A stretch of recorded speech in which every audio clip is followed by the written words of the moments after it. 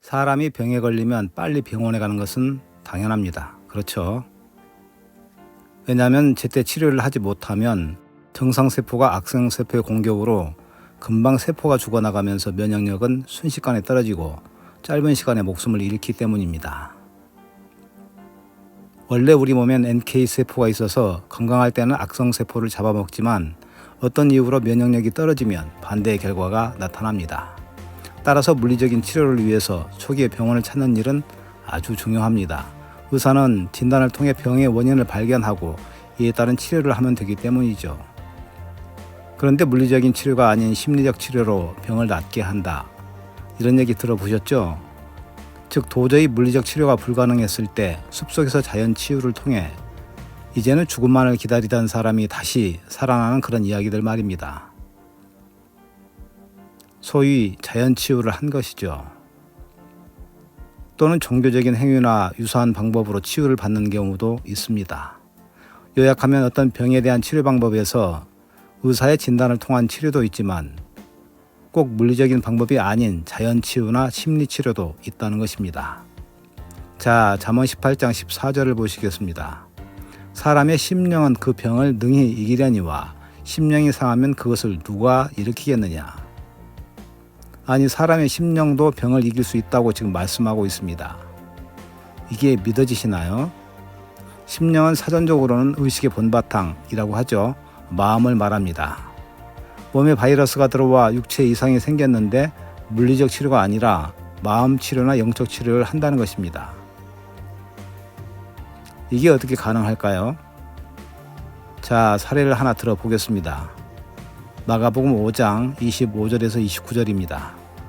12해를 혈루증으로 앓는 한 여자가 있어 많은 의원에게 많은 괴로움을 받았고 있던 것도 다 허비하였으되 아무 효험이 없고 도리어 더 중하여졌던 차에 예수의 소문을 듣고 무리 가운데 섞여 뒤로 와서 그의 옷에 손을 대니 이는 내가 그의 옷에만 손을 대어도 구원을 얻으리라 하밀라라. 이에 그의 혈루 근원이 곧 마름에 병이 나은 줄을 몸에 깨달으니라.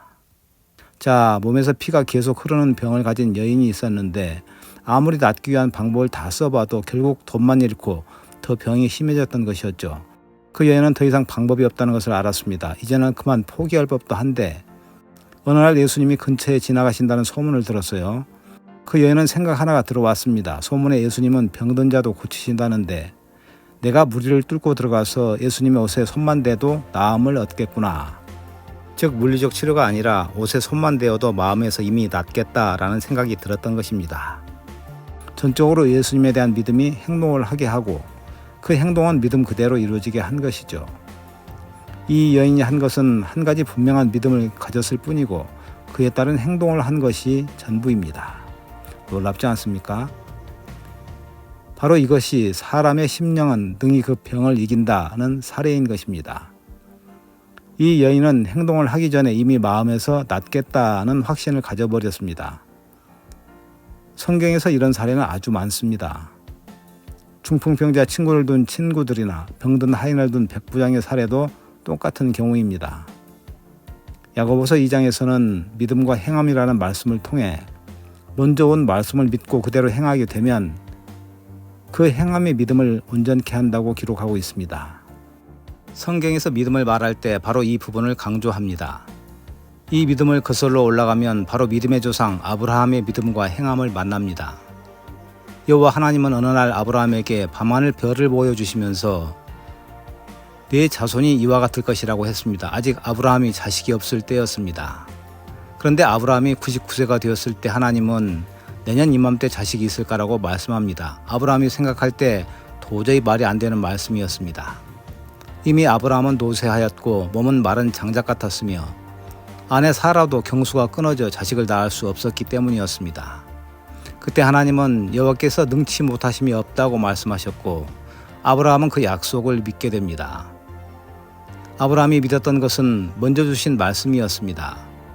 바로 하늘의 별과 같이 바닷가 모래같이 많은 후손을 주시겠다는 약속 말입니다. 그 약속대로 아브라함이 100세, 사라가 90세 때 아들 이삭을 낳게 됩니다. 아브라함은 그때 알았습니다. 바로 먼저 주신 말씀을 믿을 때 그대로 일하시는 하나님의 능력을 말입니다. 이후 창세기 22장에서 또 하나님은 100세에 난 이삭을 제물로 달라고 하십니다. 귀한 아들을 주셨다가 도로 달라는 것이었습니다. 그는 불평 한마디도 하지 않고 묵묵히 이삭을 데리고 모리아 산까지 갑니다. 그리고 제단에 아들을 올려놓고 칼로 내리치려고 하는데 이때 하나님이 급히 말리십니다.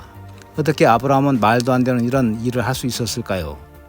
그는 약속의 말씀을 믿었습니다. 그는 아들 이삭이 죽지 않을 것을 알았고 죽는다 해도 다시 살 줄을 믿은 것입니다. 이삭이 죽게 되면 후손을 하늘의 별처럼 바닷가 모래처럼 주시겠다는 그 하나님과의 약속이 헛것이 된다는 사실을 알았고 그래서 전적으로 먼저 주신 말씀을 그대로 믿은 것입니다. 그것을 히브리서에서는 이렇게 기록하고 있습니다. 저가 하나님의 능히 죽은 자 가운데서 다시 살리실 줄로 생각한지라. 비유컨대 죽은 자 가운데서 도로 받은 것이니라. 그래서 성경은 믿음을 가지라고 말씀합니다. 히브리서 11장 6절 말씀입니다. 믿음이 없이는 기쁘시게 못하나니 하나님께 나아가는 자는 반드시 그가 계신 것과 또한 그가 자기를 찾는 자들에게 상 주시는 이심을 믿어야 할지니라. 자, 다시 잠언 18장 14절로 가보겠습니다. 사람의 심령은 그 병을 능히 이기려니와 심령이 상하면 그것을 누가 일으키겠느냐. 바로 우리가 아브라함처럼 또 혈루병 걸린 여인처럼 믿음과 행함이 있다면 어떤 병에 걸려 있어도 아무 문제가 되지 않을 것입니다.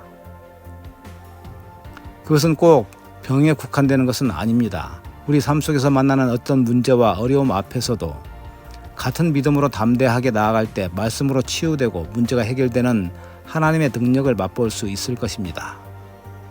그 능력과 놀라운 말씀을 주시고 우리를 의롭게 하신 부활의 주님을 찬양합니다.